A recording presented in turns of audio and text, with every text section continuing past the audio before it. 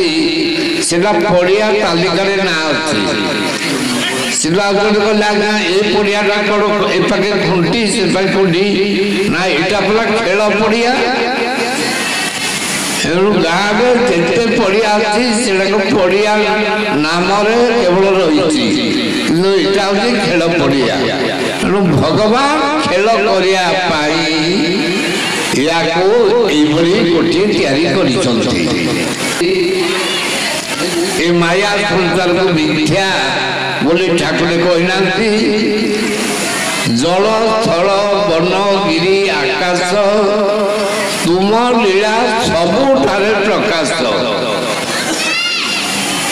ଜଳରେ ସ୍ଥଳରେ ଆକାଶରେ ଭୂମିରେ ସବୁ ସ୍ଥାନରେ ଭଗବାନଙ୍କର ଲୀଳା ପ୍ରକାଶ କରିବା ପାଇଁ କେବଳ ଏଇଟି ହେଉଛି ମାଧ୍ୟମ।